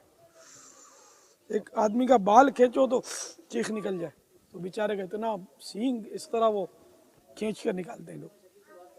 बड़े यार बहुत जुल्म करते हैं, बिल्कुल नाजायज है, जुल्म है जानवर। वो आरी से काटते हैं गालिबन, उससे भी तकलीफ तो होती होगी उसको, तो सारी जड़ इसकी हिल जाती होगी, काटते हैं। लेकिन अब करते हैं, बहुत कुछ करते हैं जानवरों के साथ, बेचारों के साथ। जानवर को कोई मसला ही नहीं है। यानी हदीस शरीफ में जानवर की जिंदा खाल उधेड़ने से मना किया है। वो पहले मैंने एक हदीस शरीफ पढ़ी है कि उसमें उससे मुस्तफाद ये हो रहा है कि पहले जिंदा जानवरों की खालें उधेड़ी जाती थी, बगैर ज़बह किए खालें उधेड़ी जाती थी, चक्की काट ली जाती थी। इन सबसे मुमानत फरमाई है। इसका मतलब ये कि पहले ये ऐसा लगता है कि होता था। जिंदा जानवरों के ऊपर अज़ा अलग करके इस्तेमाल किए जाते थे, उनको जिंदा रखा हाँ, ताकि ताज़ा रहे। इसके बाद फिर इस तरह की रिवायतें बयान की। फ्रिज ईजाद नहीं हुए थे ना उसमें, तो ये ताज़ा गोश्त के हुसूल के लिए जानवरों को इतना तकलीफ देते थे कि अब भी दुनिया में क्या क्या तकलीफ देने वाले अंदाज होंगे। ये क्लिप किसी ने दिखाया था, फिर बंद कर बोला आप देख नहीं सकोगे मेरे को। वो ट्रक से वो गोश्त फरोशों के लिए वो बकरे उतारे जा रहे थे, उठा उठा के फेंक रहे थे, टांगे टूट रही हैं और यूं हो रहा है बेचारे। इस तरह यानी कि इतनी भी इन जालिमों को तौफीक नहीं कि अब ये बेचारा कटने वाला तो है, इसको उतार के तो कम से कम जमीन पर रखे। यूं जिस तरह वो सामान फेंकते, इस तरह फेंक रहे थे बेचारों को। 10-12 मुर्गे ऐसे एक साथ पकड़ लेते हैं टांगों से और उसे लटका के एकदम अंदर फेंकते हैं। एक जगह कुर्बानी के जानवरों की तरकीब बताई एक साहब भाई ने कि वो स्लोटर हाउस में गए कुर्बानी करवाने के लिए, तो वो क्रेन से बड़े जानवर को टांग से क्रेन से खींचकर चलाने के लिए बड़े चटाक से आवाज़ आती थी। पहले वो बड़े जानवर की टांग यहाँ से जड़ से टूटती थी, फिर ये जाती थी और फिर वो ज़बा होती थी। खड़े खड़े ज़बा करते हैं ना बाहर मुल्कों में, वो बड़े मशीनों के सिस्टम बने हुए हैं। ज़बा शरई होता है बिस्मिल्लाह अल्लाह अकबर करके, लेकिन ये इस तरह बोला वो जानवर को भेजते हैं। पहले टांग टूटती है उसकी क्रेन के जरिए, फिर आगे भेजते हैं। तो ऐसे ऐसे जालिमों का, एक इस्लामी मुल्क की बात कर रहा हूँ। हाँ, ये ऐब तो जैसा तैसा हो गया, ऐसा लंगड़ा जिसका लंगड़ापन जाहिर हो। अब चटाक से यहाँ से टूटने की आवाज़ आई, इसने चलना ही नहीं, गिर पड़ना है, मगर वो इसको जकड़ा हुआ इस तरह होता है मशीन से, वो धकेल कर ले जाते हैं इसको कि वो गिर नहीं सकता। ज़बा होने के बाद भी गिर नहीं सकता। वो ज़बा होकर उसको छुरी चलाते हैं और फिर वो मशीन ही की तरह वो घूमता हुआ जाता है। इतनी देर में काफ़ी हद तक ठंडा हो जाता है, फिर इसको कोई तरकीब से निकाल कर वो खाल उधेड़ी जाती है और सबके सिरी पाए एक साथ फेंक दिए जाते हैं, वो देते नहीं है। और जिसका लेना होता है तो वो साबित को उठा के ले जाए। अब इसका वो ले जाएगा, उसका ये ले जाएगा, ऐसी अंधी चलाते हैं। हालांकि ये भी जायज़ नहीं है कि किसी के ले लिए जाए। इस तरह मतलब है ना कि अदल बदल करके आदमी उठा ले, इसकी इजाजत नहीं है। हाँ, किसी ने खुद ही तर्क कर दिया कि मुझे नहीं चाहिए, तो अब जो चाहे उठा ले। तो इस तरह तरह तरह के अंदाज, जहालत, मालूमात की कमी और रहम की कमी, रहम निकलता जा रहा है। जुल्म इतना मुसल्लत हो गया है कि जिसकी इंतहा नहीं। तो ठीक है, ज़बाह करे इंसान कि हलाल है, लेकिन अब इस तरह जो ये कर रहे हैं, जुल्म, इजाफी जुल्म, जैसे कि एक बकरी को लिटाकर एक साहब वो छुरी तेज कर रहे थे, तो सरकार सल्लल्लाहु तआला अलैहि वसल्लम ने कोई इस तरह फरमाया कि इसको कितनी मौतें मारोगे। तो मतलब ये कि किसी भी जानवर को, चाहे वो मूजी जानवर हो, ईजा देने वाला, उसको मारना जरूरी है। तो आसान से आसान मौत मारने का हुक्म है। तड़पा तड़पा कर मारना, इसको तकलीफ देना बिला वजह, इसकी शरीयत में इजाज़त नहीं है। तो ये जिस जानवर पर इसमें जलालत या इसमें रिसालत हो, क्या ऐसे जानवर की नुमाइश करना, क्या ये कोई फजीलत है? मसलन जानवर को बाज़ों का 3-3 घंटे तक खड़ा रखा जाता है, उसको बैठने नहीं देते हैं और उसके नकील में रस्सियाँ डाल के ऊपर तक ले जाते हैं और बिल्कुल ढीला भी नहीं छोड़ते कि ये बैठ ना जाए। तो क्या ये फजीलत है इस तरह के जानवर की नुमाइश करना? दरअसल ये बेचने के लिए इस तरह करते हैं। अल्लाह लिखा हुआ है, मोहम्मद लिखा हुआ है, बाज़ वक़्त खालों पे लिखा होता है। तो अब ये कि कारोबार के वक्त इसको इस तरह करते हैं, तो अब ये कि हुसूल नफ़ा या दफ़े ज़रर के लिए जानवर को तकलीफ देना या मार डालना जायज़ होने की सूरतें इसकी। तो यहाँ बज़ाहिर नफ़ा है कि वो बेच रहा है। इसी तरह जानवर बैठा हुआ है, अब वो बेचारा आराम कर रहा है, लेकिन ग्राहक आता है और उसको ये ही करके उठाकर ग्राहक को दिखाते हैं, तो इसको भी जायज़ ही कहा जाएगा। अब हाथ बांध के खड़े तो नहीं रहेंगे ना जानवर के सामने कि सरकार अब कब देखो खड़े होते हैं तो मेरा ग्राहक आपकी ज़ियारत कर लेगा, ज़रा पूरे कद की ज़ियारत कर लेगा, तो ये तो मुमकिन नहीं है ना। तो इंदल हाजत, अगर हाजत नहीं है, अब इसको खून वाले पाँव लेकर चले भी नहीं ना इस पर, फिर वही बात हो गई। देखो लाल अभी सुर्खी है, तो जरूरतन अब यही खून वाले पाँव अगर लेकर उस पर चलेंगे पानी में,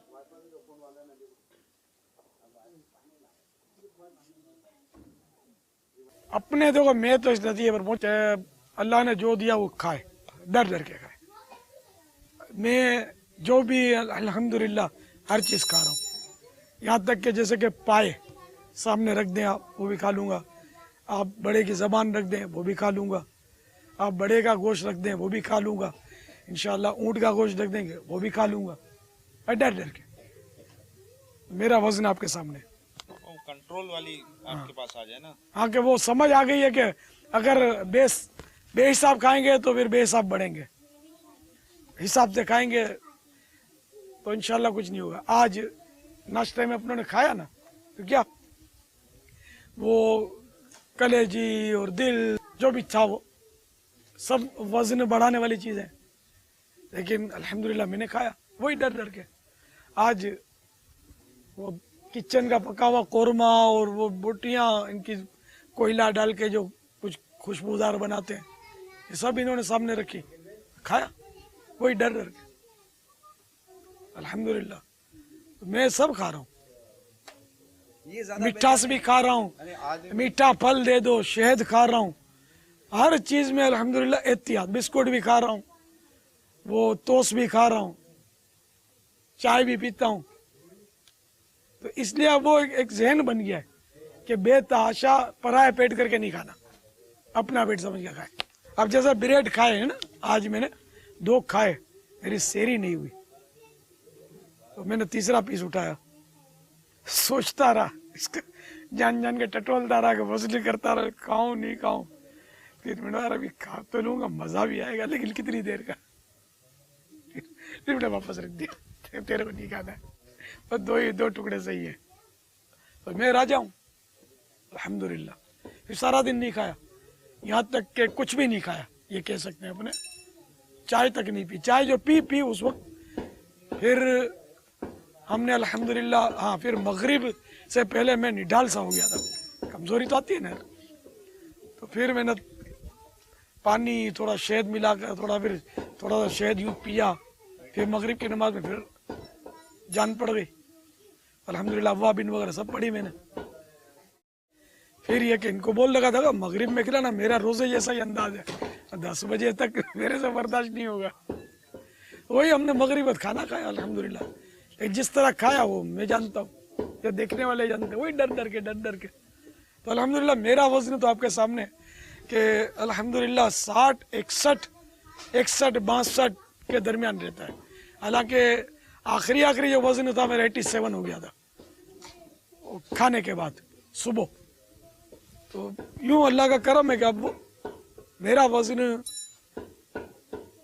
2-3 kg रमज़ान में घट गया। एहतियात ज़्यादा की यार, मेरे को मुज़ाकरे में, मदनी मुज़ाकरे में बैठना पड़ता है, थोड़ा एहतियात। अल्हम्दुलिल्लाह तली हुई चीज़ों से और उससे दूर। अब तली हुई चीज़ भी खाता हूँ, मैं कभी कभी आ गया तो समोसा भी खा लिया, आ गए तो कबाब भी खा लिए।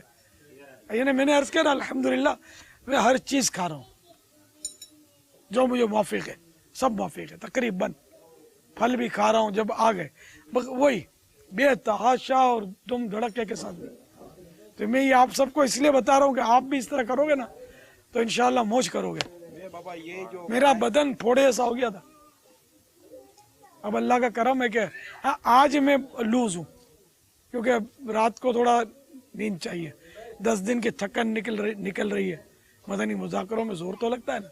फिर आज दिन भर बोलने में गुजरा, सुबह भी मदनी मुज़ाकरा था और नींद भी ज़रा डिस्टर्ब टाइप की है। वो नींद जो प्रॉपर मिलती है उसमें फ़र्क है। आज भी रात सो नहीं पाया, अब भी थोड़ा चलने फिरने में वो महसूस हो रहा। तो आम आदमी को महसूस होता होगा जब वो जागता होगा, तो अब मेरी उम्र के हिसाब से मुझे महसूस होता है। वरना अल्हम्दुलिल्लाह मैं 1 घंटा तक भी मेरा ख्याल है मैं पैदल चल लूँ, इतना मेरे को लगता है मैं चल लूँ अल्हम्दुलिल्लाह। हालांकि आप लोग शायद जो आदि नहीं होना चल सके, मेरे को भी इतना मौका नहीं मिलता चलने का। मशवरे के दौरान उमूमन घंटा 1.5 घंटा हो जाता है। फजर की नमाज के बाद जो बाज़ों का तरकीब बनती है, आपने चलते रहते हैं? घंटा 1.5 घंटा चलते रहते हैं, तो उसके बाद नींद ही मदीना आती है। अब मैं भी क्या घर में लुढ़कता रहता हूँ यार, बाहर तो टहलना मुश्किल हो गया मेरे लिए। बल्कि यहाँ बाबुल मदीना तो नामुमकिन ही है, तसव्वुर ही नहीं है मैं बाहर गलियों में टहलूँ। आपको मौका आप टहलें, मगर ये सब करें इबादत और कुव्वत हासिल करने की नीयत से, ताकि मैं इबादत ज़्यादा कर सकूँ, दीन के लिए भागदौड़ ज़्यादा कर सकूँ, मदनी काफ़िलों का मुसाफिर बन सकूँ, मदनी इनामत पर अमल कर सकूँ। यानी ये कह सकते हैं मदनी चैनल के नाज़रीन कि अभी हमने मुख्तलिफ डाइट जो प्रोग्रामिंग है कंपनीज़ की, हमने उनकी मील्स और उनके मेन्यू को गौर से देखा। हम ये नहीं कहते कि ये करें या ना करें, हम इसको कोई तबसरा नहीं करते, लेकिन जब इसके सामने हमने वज़न कम करने के रिसाले को, पेट का कुफल मदीना किताब को और आदाब ताम को जब हमने देखा तो ऐसा लगा कि ये वो असल वज़न कम करने का तरीक़ेकार है जो शरीयत के भी मुताबिक, ऐन मुताबिक इसको पाया, हदीस मुबारका के इरशादात के मुताबिक, और इसके कोई साइड इफ़ेक्ट नहीं है और बहुत ही अच्छे अंदाज से हो जाता है। और अल्हम्दुलिल्लाह आपके सामने बहुत सारे प्रैक्टिकल होंगे, लेकिन अमीर सुन्नत ने खुद अपना प्रैक्टिकल बयान किया ना कि मैंने इन तमाम चीज़ों को तर्क किया और आज ये पोजीशन है कि 87 से मैं आज 61, 62 पर हूँ और अल्हम्दुलिल्लाह अज़्ज़ व जल नॉर्मली तौर पर मैं फ़िट हूँ। और फिट होने के साथ साथ अब मैं जो मुझे चीज़ मतलब कि माफिक आ जाती है मैं वो खा पी लेता हूँ, लेकिन वही कि कितना खाना है कितना नहीं खाना, इन तमाम तर एहतियातों के साथ अगर हम चलेंगे तो इंशाअल्लाह अज़्ज़ व जल हम इस अंदाज से अपना वज़न कम करेंगे, इबादत को कुव्वत पाने की नीयत भी होगी और आप हर चीज़ खाने की पोजीशन में हो जाएंगे। वरना यही होगा कि वो परहेज़ी के नाम पर ही वज़न कम हो रहा होगा और वो परहेज़ी बहुत ज़्यादा तकलीफ दे होगी और उसके बाद के आफ्टर इफ़ेक्ट जो हैं वो मे बी पॉसिबल कि वो हम एफोर्ड ना कर सकें।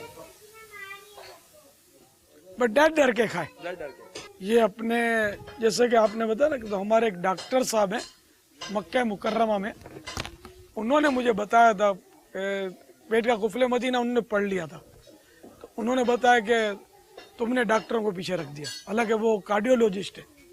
तो अल्हम्दुलिल्लाह मतलब ये नुस्खा इतना, क्योंकि कुरान और हदीस की रोशनी में दिया है। तवे पर थोड़ा सा घी या तेल लगाकर वो समोसा तलने के बजाय उस पर थोड़ा दाग लगा दे, सेक ले उसको, तो वो समोसा चल जाता, खाया मैंने। हाँ, वरना समोसे के अंदर तेल बेतहाशा जाता है। कबाब भी तेल को चूसता है। इससे तो तली हुई बोटियां मेरे ख्याल कम नुकसान करेंगी, कि वो शायद चूसती कम होंगी। वो तो कबाब तो आटा होता है तो चूस लेता है, पानी कड़कड़ कड़कड़ कड़कड़ के जलता है और वो तेल उसकी जगह लेता होगा।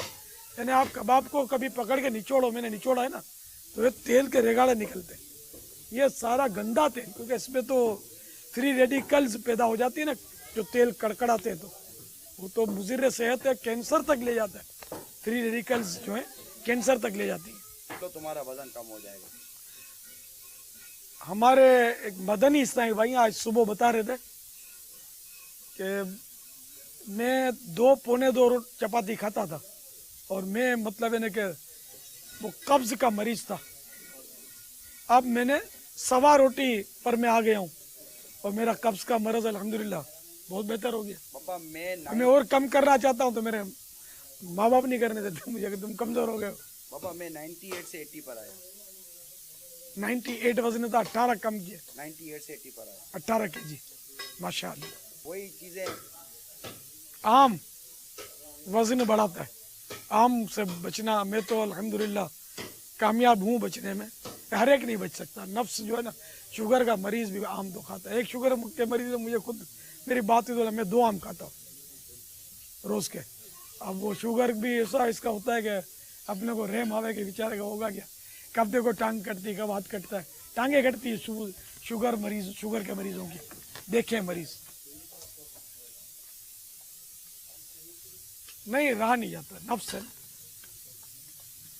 अल्लाह बेचारे को शिफा दे और इसको तौफीक दे के वो ना खाए, परहेजी करे। खाली आम नहीं, फिर और बहुत कुछ मीठी चीजें आदमी की चलती होती है। तो जिसको आम खाना भी हो ना, तो उसको आधा आम खाना चाहिए, जबकि वो शुगर का मरीज ना हो। जनरल जैसे आम नॉर्मल आदमी होता है, उसको भी बेतहाशा आम नहीं खाने चाहिए। तो आपने मदनी फूल दे दिया ना पापा, फार्मूला, डर डर के खाए। डबल रोटी का वजन करता तो बोटी का वजन तो ज्यादा करेगा ना। अब तो अरे बोटियां भी मैंने कितनी खाई, किसी ने कहा मैंने 3 पीस खाए, किसी ने कहा मैंने 4 पीस खाए डबल रोटी। आज सुबह मैंने वही अपने माहौल में सबसे एहतसाब किया, मैंने कहा मैंने 2 खाए, कि किसी ने 2 भी खाए थे। और मैंने कहा चने भी थे, चने का बाकायदा वो उम्दा सालन था। मैंने कहा 3 चने खाए मैं चने के 3 दाने, 3 दाने खाए। और बोटियां भी सब शायद देख ही रहे थे, मेरे नोट कर रहे थे, और 2 पीस भी ब्रेड के एक समय मैंने नोट कर लिए थे, 2 खाए हैं। तो वो बोटियां भी डर डर डर डर डर के कलेजी की इतनी टुकड़ी खाई। तो इस तरह मैंने वो अल्हम्दुलिल्लाह, मैंने कहा अब भी मेरे को गुंजाइश है मैं 4 पीस खा जाऊँ, मेरे पेट में गुंजाइश है, भूख लगी हुई है मेरे को, लेकिन मैं खाऊंगा तो फिर कहाँ जाऊंगा, मदीने इंशाअल्लाह। खाकर फिर ये इधर तक टेस्ट है इसका, हल्के इधर तक, नीचे गया टेस्ट खलास। फिर वो पेट है और हमें ये गुड़ गुड़ गुड़ गुड़ गुड़ गुड़ अंदर में कुश्ती होती रहती है ज्यादा खाने वालों के। चूरन की भी जगह नहीं बचाते, बात तो इतना ठास ठास के भर लेते। तब डॉक्टर मना करे और बल्कि वार्निंग दे, इससे पहले अगर मेरी मान ले कोई तो इंशाल्लाह फायदे में रहेगा। और मानते हैं अल्हम्दुलिल्लाह इस्लामी भाई, कई इस्लामी बम जैसे थे वो माशाल्लाह अब नॉर्मल हो गए। इनका भी पेट यूं था निकला हुआ, अल्हम्दुलिल्लाह अब नॉर्मल है। इन्होंने भी तो कम किया है। हाजी नदीम कितना कम किया जी? 14 किलो। कितने अरसे में? 6-7 महीने 14 किलो कर लिया ना अल्हम्दुलिल्लाह। और किसी ने, हाजी असलम का पेट फूला हुआ था, ये देखो आपके सामने बिल्कुल नॉर्मल है। कितना कम किया आपने? अल्हम्दुलिल्लाह। अली ने भी कम कर लिया। अली को तो डांटा था मैंने, यार ये तो बिल्कुल गट्ठा बन गया, तो बिल्कुल देखो स्मार्ट हो गया माशाअल्लाह। आपने कितना कम किया?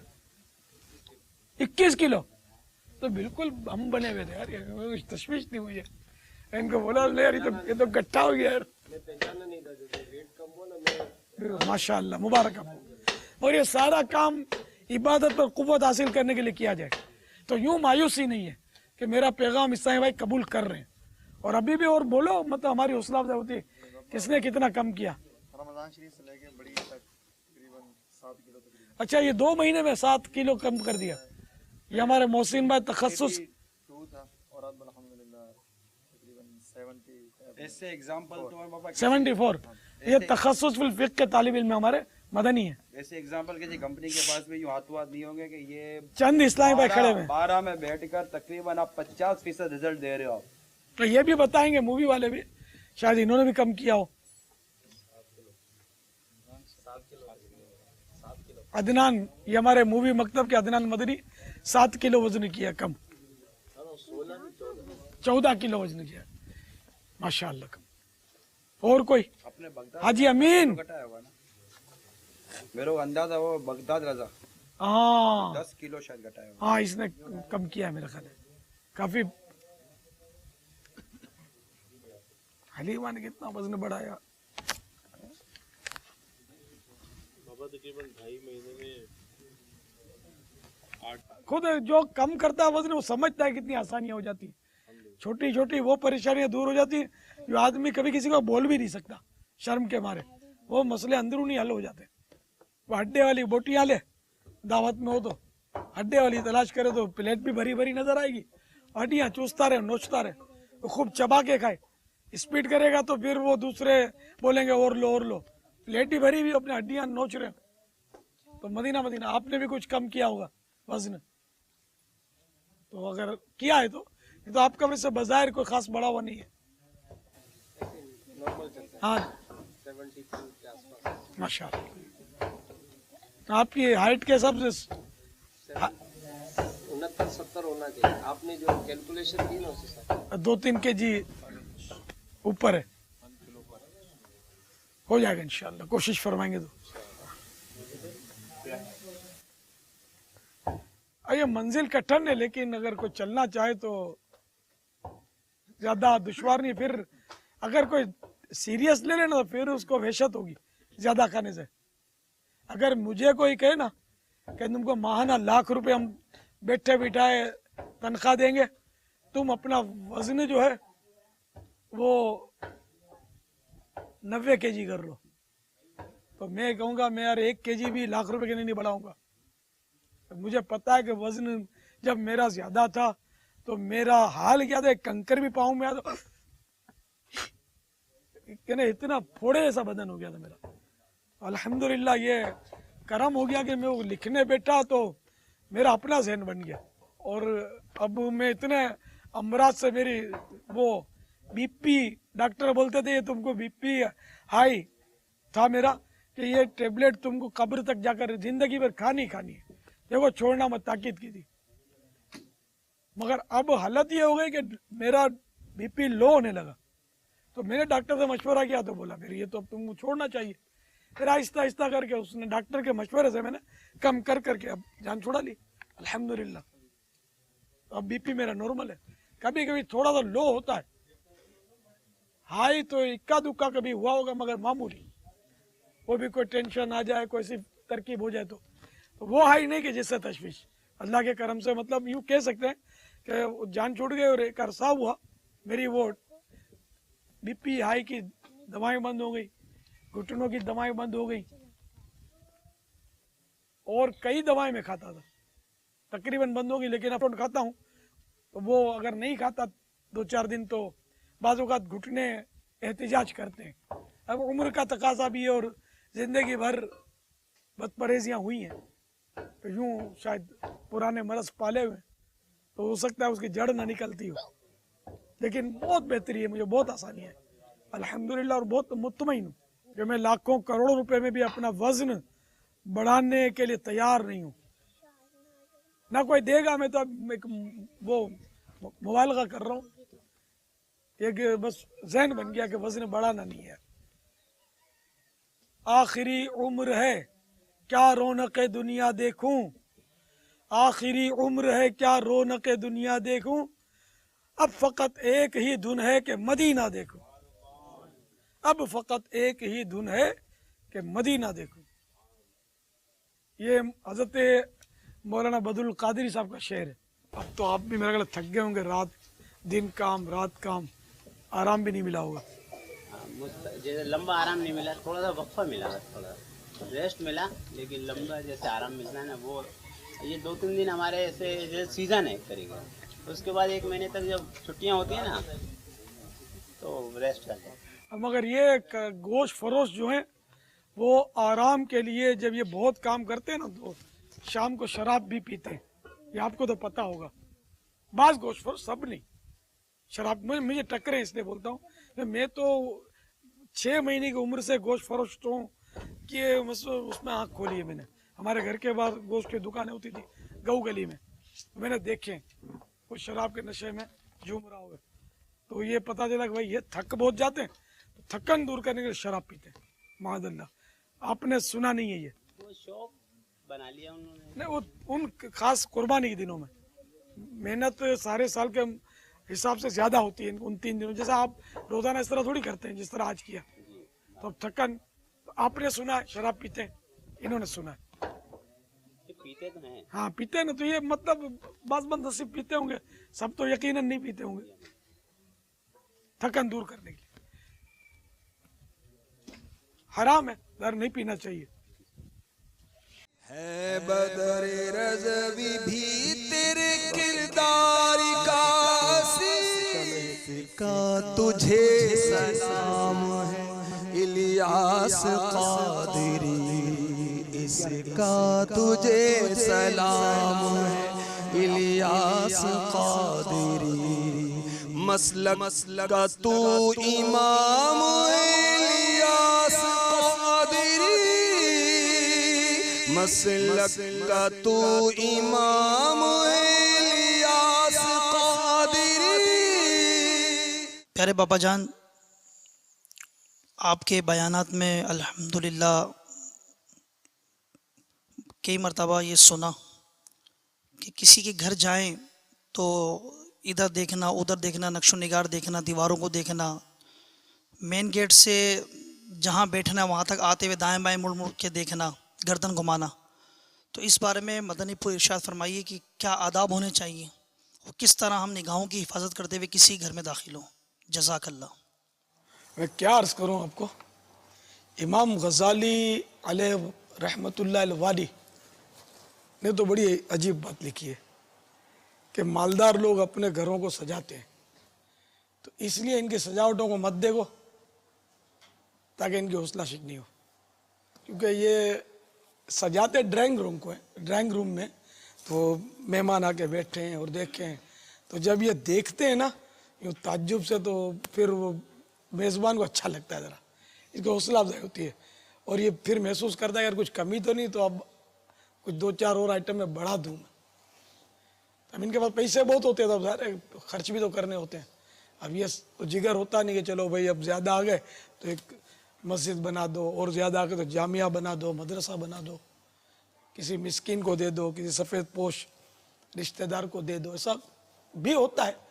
लेकिन वो तो इसलिए इमाम गज़ाली अलैह रहमतुल्लाह अलैहि ने फरमाया देखो मत, नक्शो निगार देखने में गुनाह तो नहीं है, और जो अहले सरवत जो सजाते हैं ना वो अंडरस्टूड है कि वो इसीलिए होता है कि लोग देखें, देखते हैं तो इनकी हौसला अफजाई होती है, या कोई तारीफ कर दे कि ये कहाँ से लिया आपने, बस तो वो गया 2-4 और आ जाएंगे। तो इसलिए ना इसकी तारीफ की जाए नक्शो निगार की, ना उसकी तरफ ताज्जुब अंगेज नज़रों से देखा जाए, वाह यार, तो बस तो ये काफ़ी होता है, इनका पैसा वसूल हो जाता है। तो अब ये क्या सारी ये चीज़ें जो है ना अंडरस्टूड है कि मतलब इनकी शरअन कोई पजीरा ही नहीं है। हमारे प्यारे आका सल्लल्लाहु तआला अलैहि वसल्लम के मुबारक क्या कहूँ मैं, तो अल्फाज भी नहीं है। मेरे आका सल्लल्लाहु अलैहि वसल्लम के मकान अर्श निशान कहूँ तो भी अर्श से भी आका जहाँ है वो, तो बहरहाल मेरे आका के आस्तान अर्श निशान मकान आली शान में पहले पहल चराग भी नहीं होते थे और इस तरह की सजावटों का तसव्वुर भी नहीं था, बल्कि कुर्बे क़यामत की अलामत में से जब बताया गया कि लोग अपने मकानों में पर्दे लगाएंगे तो सहाबा किराम को ताज्जुब हुआ था, इतने पैसे आ जाएंगे उसके मकानों को कपड़े पहनाएंगे। हालांकि जब सैयदना मुसअब बिन उमैर रदी अल्लाह ताला अन्हु उहुद शरीफ में शहीद हुए तो इन पर वो दुम्बे का कंबल था, दुम्बे के बालों का, तो वो पूरा नहीं हो रहा था कफन के लिए, फिर वो इज़खिर घास डाली गई, पूरा किया गया। ऐसी सहाबा किराम अलैहिम रिदवान की उस वक्त माली सूरत हाल होती थी। और अभी एक पैसों की रेल पे तो लोग समझते हैं अल्लाह का करम है, ये अल्लाह का बहुत बड़ा करम है, वो सौदा भी हो गया, ये सौदा भी हो गया, अल्लाह का बड़ा करम है। अब वो तो खुदा जाने के ये करम है, ये खुफिया तदबीर क्या है। पैसों की रेल पेल और ये मतलब धोखे में बंदा, इसको इनाम समझना जो नहीं, ये धोखा है, इसमें इम्तिहान बहुत है। आया इनाम है या नहीं, ये कन्फर्म आदमी कह नहीं सकता, इसका हिसाब कोई दे नहीं पाएगा। इसीलिए मैं तो बकदर किफ़ायत रोज़ी का बस सवाल है कि अल्लाह ताला किसी का मोहताज ना करे, अपने दर का मोहताज रखे और हमारी ज़रूरत से ज़ायद हमको ना अता फरमाए कि हम फिर कहीं ऐसा ना हो कि ना शुक्र बंदे और कहीं गुनाहों में मज़ीद आगे ना बढ़ जाए। अभी पापा सवाल के जवाब में आपने जो मदनी फूल अता फरमा है, अल्लाह ताला हम सबको भी सादगी का मदनी जहन अता फरमाए।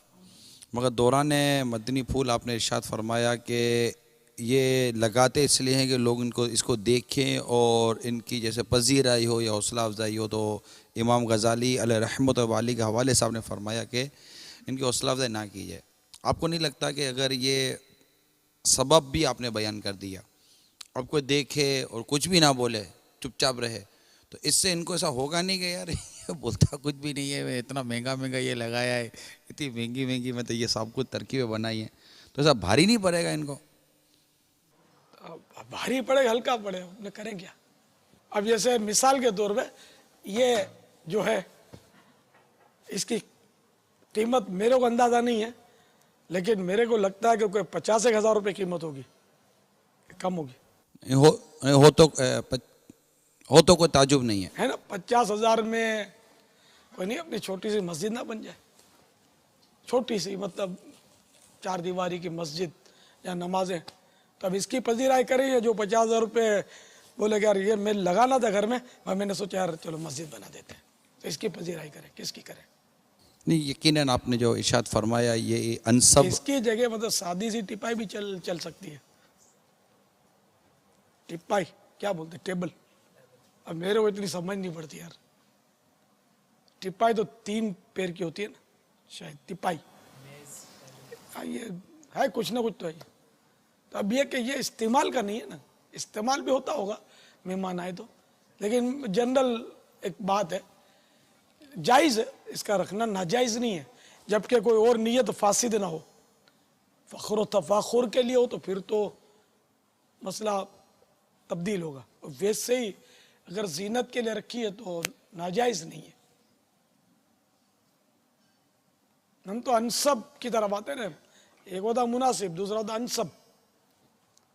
तो ना मुनासिब है ना अनसब है, ये एक मुबाह है, अच्छी नीयतों से हो सकता है कार्य सवाब भी बन जाए। इसमें क्या अच्छी नीयत हो सकती है? ये मेरे को सोचना नहीं पड़ता, मेरे को कहे ना कि ये इस तरह के फर्नीचर हम डलवा देते हैं आपके घर में, तो आप रखो, तो मैं बोलूँगा ना, तो बोलेंगे हम कोई 5-25 हज़ार आपको महाना दिया करेंगे यार, इसको ज़रा सजा के रखो, आपका नाम है, शख्सियत है, थोड़े मस्के वगैरह लगाए ना, तो मैं बोलूँ शायद कि यार 5-15 हज़ार ले लो मेरे से यार, मुझे ये जहन मत दो आप यार, लेनी चाहिए।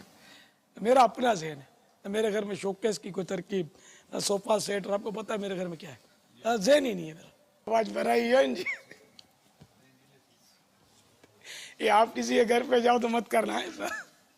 वो अबू दाऊद शरीफ वाली जो हदीस है कि एक खूबसूरत मकान बना हुआ था, जी हाँ, गुंबद नुमा, सरकार सल्लल्लाहु ताला अलैहि वसल्लम ने कुछ फरमाया नहीं था उस वक्त, बस पूछा था कि ताज्जुब से, हालांकि ताज्जुब से पूछा था किसका है इतना। तो जब वो साहिब मकान हाजिर हुए तो सरकार सल्लल्लाहु अलैहि वसल्लम ने उनसे एराज फरमाया, फिर ये घूम कर आए, फिर एराज फरमाया, यानी मुंह रुख फेर लिया या तवज्जो नहीं फरमाई, तो उनके पाँव तले ज़मीन निकल गई कि मेरा कोई ऐसा भूल हो गई है। तो मालूमात की कि क्या हो गया है, आज नाराज़ मालूम होते, मतलब पता नहीं है, मकान से गुजरे थे और मकान देखकर फरमाया था तुम्हारा गुंबद नुमा जो मकान तुमने बनाया है कि किसका है, इतना बहुत समझ गए। वो गए और पूरा मकान जमीन दोस्त कर दिया, उसको खंडर बना दिया। ये उन्हीं का हिस्सा था। वो बुजुर्ग रहमतुल्लाह ताला अलैह ने जो बाबा खेमा गारा था, वो खेमे की जो मेखें थी, खेमा जो नस्ब किया था उसकी जो मेखें थी वो मेखें सोने की थी। तो किसी ने इनको देख कर इरशाद फरमाया कि हुजूर आप तो दुनिया के तर्क करने और माल के तर्क करने पर इस कदर बयान फरमाते हैं, मगर मैं देखता हूँ कि आपने ये जो मेखें हैं ये सोने की गाड़ी, ये क्या? तो आपने फरमाया कि मैंने मेखें सोने की ज़मीन में गाड़ी, अपने दिल में नहीं गाड़ी। तो ये वो असलाफ और बुजुर्गान दीन हुआ करते थे जिनके गिर्द माल हुआ करता था दिल में। जी हाँ, नहीं गाड़ी, अब हम लोगों ने दिल में गाड़ी हुई है। मैं यही अर्ज़ करने जा रहा था पापा, असल मौजू में इसी तरफ जा रहा था कि हम ये जब वाक़या सुनते ना, ये चूँकि मुझे ये वाक़यात मिले हैं बाबा, हसन बसरी रहमतुल्लाह अलैह के वाक़यात मिलते हैं कि वो सोने की अशरफियाँ दोनों हाथों से उठाते थे और फरमाते थे अगर मेरे पास ये ना होती तो बनु उमैया गालिबन, बनु उमैया मुझे अपने हाथ का रुमाल बना लेते, यानी मुझसे अपना मेल साफ़ करते। तो हमारे यहाँ बाज़ औक़ात इस तरह की मिसालें देकर उन बुजुर्गान दीन पर अपना कियास किया जाता है कि देखें इनके पास सब कुछ था लेकिन क्या था, लेकिन हमारी कैफियत और उनकी कैफियत में ज़मीन और आसमान का फ़र्क है। वाक़ईतन हम इन तमाम माल और दौलत और इन तमाम चीज़ों में हकीकतन मुनहमिक हैं। ये ना हो तो शायद हमारा जीना मुश्किल हो जाए, और उनका इससे जीने का या ना जीने का कोई राब्ता वास्ता नहीं था। ये मैं अर्ज़ करना चाह रहा था। सैयदना इमाम जाफ़र सादिक रज़ी अल्लाह तआला अन्हु उम्दा लिबास पहनकर निकले, तो किसी ने अर्ज़ किया ए इब्न रसूलुल्लाह, ये आपने कैसा लिबास पहना है? तो आपने उसका हाथ पकड़ के अपने लिबास के अंदर ये क्या है? तो खुरदरा लिबास था अंदर में। तो आपने फरमाया कि हादा लिल खल्क व हादा लिल हक, ये अवाम के लिए और ये अल्लाह के लिए। तो उन हजरात के जज्बात ऐसे थे कि उनके सामने सोने की ईंटें भी डाल दी जाए ना तो वो उस पर थूके भी नहीं, मगर हम वो नहीं है ना। फिर वही कि अब नीयतें, सोने की चीज़ें दीवारों पर आवेज़ा करना जायज़ लिखा है बारे शरीयत में। तो अब ये क्या, ये मुबाह है, इनकी फजीलत नहीं है, जायज़ है। अब अगर अच्छी नीयत हो इन सजावटों की तो सवाब मिलेगा। अब अच्छी नीयतें क्या हों ये उसने सोचना है। माल जमा करना ये भी मुबाह है, जायज़ है। अब इस माल में इन्हमाक जो ये फिर उसको कहाँ ले जाएगा वो अलग बात है। जहाँ ले जाता है वो भी दुनिया देखती है कि मालदार उमूमन गफलत का ज़्यादा शिकार होते हैं। गरीबों में दीन ज़्यादा पाया जाएगा, मालदारों में कम।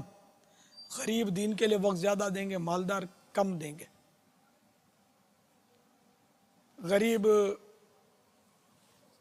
मस्जिदों में इज्तिमात में ज़्यादा नज़र आएंगे और मालदार कम। ये तो एक मुशाहदा, जैसे अब यहाँ इतने सारे हम बैठे हुए, ये रात भर जो खड़े थे गली में कौन से मालदार थे? गरीब थे बेचारे। एक ये समझाने के लिए अर्ज कर रहा हूँ। तो वो ये है कि दीन ज़्यादा गरीबों में ही नज़र आ रहा है। तो यूँ मालदार होना अगरचे यानी कि फ़ी नफ्स से ही कोई जुर्म नहीं है कोई मालदार है तो, जबकि रिस्क हलाल हो, उसके पास 100% हलाल माल हो, और मगर उसकी कसरत मुबाह होने के बावजूद है खतरनाक, गफलत में डालने वाली है। तो आजकल मालदार बनना और 100% हलाल के ज़रिए ये कितना दुश्वार है, हर जी फहम समझता है। जिसको फरमाते जुए शीर लाने के मुतरादिफ है। मालदार बनना इस दौर में क्यों पहले तो वो तिजारत के उसूल ही नहीं पता, और ये इस जो वजह से ना चाहते हुए भी वो सूद में पड़ जाएगा, गुनाहों में पड़ जाएगा, ये जो हराम आपने रोजी में पड़ जाएगा, खबीस रोजी में पड़ जाएगा। ये जो आपने दीन मतीन के लिए वक्त निकालने के मुतालिक जो मतीन पुर इरशाद फरमाए ना, अगर इस पर और मज़ीद गौर करें ना बापा, तो मसरूफ़ मालदार नहीं होता, लेबर होता है। इसको 8-8, 10-10, 12-12 घंटे लाजमी तौर पर काम करना पड़ता है, वरना इसकी आमदनी भी नहीं मिलती। अच्छा, परेशान जिसको घरेलू परेशानियां कहें, ये ज़्यादातर इसी तबके को होती हैं, लेबर तबका, गरीब तबका। बीमारियों में इलाज की परेशानियां इसको ज़्यादा होती हैं। अच्छा, दूसरी तरफ जाएं तो थकन, जहनी और बदनी तौर पर थकन का ज़्यादा मतलब कि ये वो शिकार रहता है। इन तमाम तर चीज़ों को होते हुए कि इसके मुकाबले में अगर हम एक ख़ास सरमाएदार या एक खाता पीता आदमी लें तो उसके बदन को इतनी थकन नहीं होती, उसके जहन को इतनी मसरूफियत नहीं होती, उसके पास उसके मामलात को निपटाने के लिए 2-4 और लोग भी होते हैं जो इसके सारे काम निपटा लेते हैं। तो ये तकाबुल भी अगर हम करते हैं ना, इसके बावजूद भी दीन मतीन के लिए ज़्यादा वक्त देने वाला गरीब ही मिलता है, ना कि अमीर मिलता है। उस्मान गनी रदी अल्लाह अन्हु ज़्यादा मशहूर है, वो मालदार थे। अब्दुल रहमान बिन औफ रदी अल्लाह तआला अन्हु तमाम सहाबा में सबसे ज़्यादा मालदार थे, मगर इनका तो माल हलाल कतई था। मिसाल ही बाबा नहीं है ना, उनकी तो मिसाल ही नहीं है। और फिर इनके नसीब में जो था उनको मिल ही रहा था। इनको हिर्स नहीं थी, इनको बुखल नहीं था इनमें, और तमाम रज़ाइल से ये हजरात पाक थे। और तकसीम करने और बांटने का ही इनका ये अपना हिस्सा रखते थे बाबा। तो अब आज का मालदार अगर अपने आप को इन पर कियास करता है तो ये बहुत सारी भूलों में से ये भी एक बहुत बड़ी भूल है इसकी। बहुत बड़ी भूल कर रहा है बाबा। तो दुआ करें अल्लाह ताला हमें हर हाल में उसकी रज़ा पर राज़ी रहने वाला बनाए। है बदरे रज़वी भी तेरे किरदार का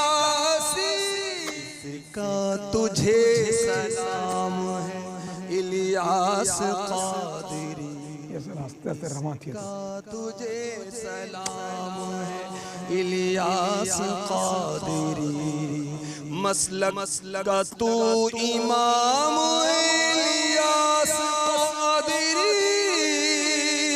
मसलक का तू इमाम इलियास कादरी मसलक का तू इमाम है इलियास कादरी। सदा गीत गाता रहूं मैं नबी के, हो तौफीक ऐसी आता या इलाही।